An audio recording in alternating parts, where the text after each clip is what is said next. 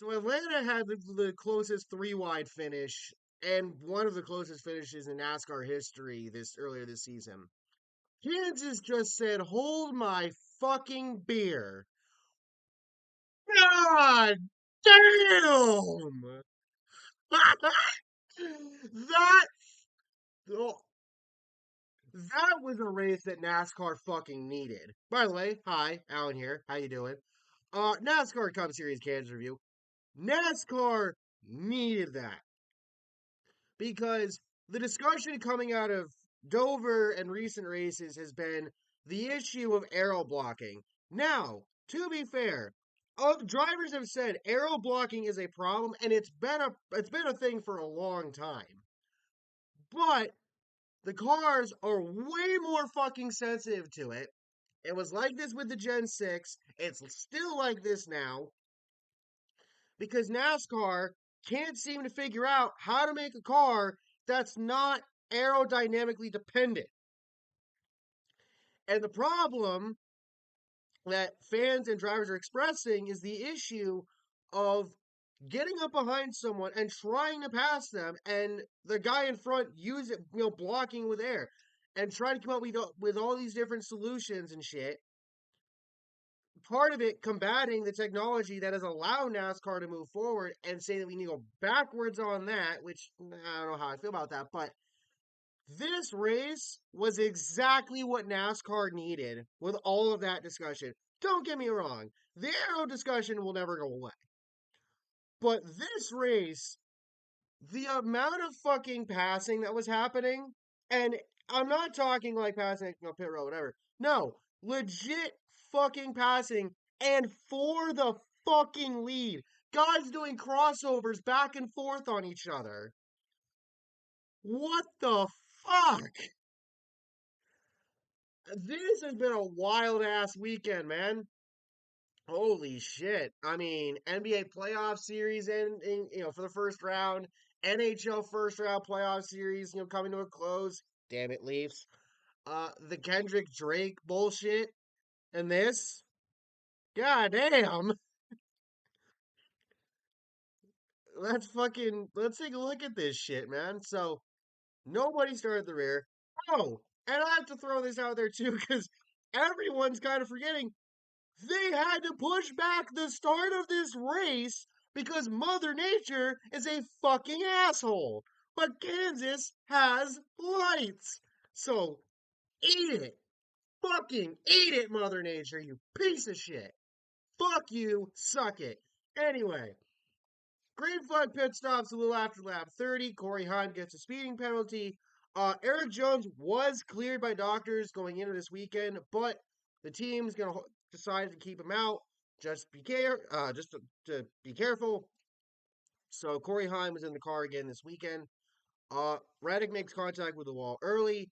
Denny Hamlin holds off Ross Chastain and Kyle Larson to take the stage one victory. Bell fourth, Buescher fifth, Gibbs sixth, Truex Jr. seventh, Busch eighth, Gragson ninth, Elliott 10th. John Hunter Nemechek proceeds to get a speeding penalty. We get to green flag pit stops in lap two, or stage two. Nemechek overshoots his pit box. Kyle Larson issues on pit road with the left front. Apparently the jet came down too early. There was issues with the lug nut, whatever. Briss, and then in the midst of the chaos towards the end of stage two, uh, trying to get around the lap car of Chase Briscoe, and Briscoe gets in the wall right in front of Larson, costing him second to Kyle Busch. And then reportedly, Daniel Suarez possibly had some right front damage. Chris Buescher, though, holds off Kyle Larson to take the stage two victory. Hamlin third, Busch fourth, Truex Jr. fifth, Gibbs sixth, Bowman seventh, Reddick eighth, Chastain ninth, Gragson 10th. And everybody's looking at Buescher saying, okay, Ford has not been able to fucking win this season. You're our guy today. Hamlin, for the second stage in a row, has issues on pit road. Last time coming out of stage one, had issues trying to get around Austin Hill, whose pit box is literally right in front of him. This time he had to back off briefly so he didn't fucking hit Ryan Preece, who, by the way, interesting thing that got reported this week is that Preece's teammates at SHR had this sort of study group going on, and Priest was never tweeted out that he was never told about it.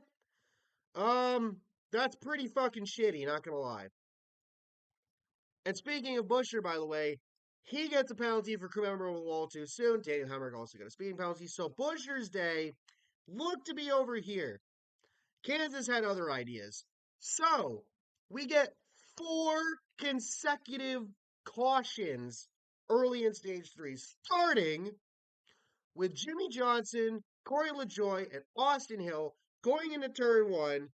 Johnson checks up for some reason. Um, Something he thought he was checking up for something. It might not have been, whatever. He checks up. Corey runs him the fuck over. Johnson slides, goes back up at the racetrack, takes Corey out in the process. So fuck you, asshole. And Austin Hill gets caught up in it as well. And then Chris Knight reported that Johnson went into the ambulance, then came back out of the ambulance and stared LaJoie down as he went by. That's my goat. Um, and then the next caution, Austin Cindric, Michael McDowell, and Bo Wallace. Because unfortunately, because for some fucking reason, 23XI just did not do very well today. Like, Reddick got up near the front, at points in time. Wallace was up near the front towards the end, but that was more so because of, pit stops and just some other shenanigans. But they both they kind of struggled today, which is weird because they've been really good here before in recent years. Um, but basically, coming off turn 2, Bell pushes Hamlin into Cindric, who Cindric goes into the wall. Cindric gets tagged by Wallace, goes into the wall. Cindric comes back down, tags Wallace, and then tags McDowell. Um, and Cindric's day is done. Then caution comes out again. Harrison Burton goes for a spin. Then caution comes out again. This time for Joey Logano going for a spin on the front stretch, almost 2 laps after the restart. So that we finally get some green flag racing going, and it's looking like it's going to be a fuel mileage ender. Buescher backs way the fuck off, having to save. Hamlin being told he has to save. And here comes Martin Truex Jr. just flying up through the top 5, running down Hamlin when with 7 laps to go, Kyle Busch goes for a spin. Just seems to lose it coming off turn 2. And caution comes out. Everybody pits. Shocker that nobody stayed out, especially Truex Jr. And who then his team proceeds to have him take 4 tires. Everybody else took 2. You costed your the fucking win. I feel bad for Truex fans, not gonna lie, and I have a few of them as friends, so yeah.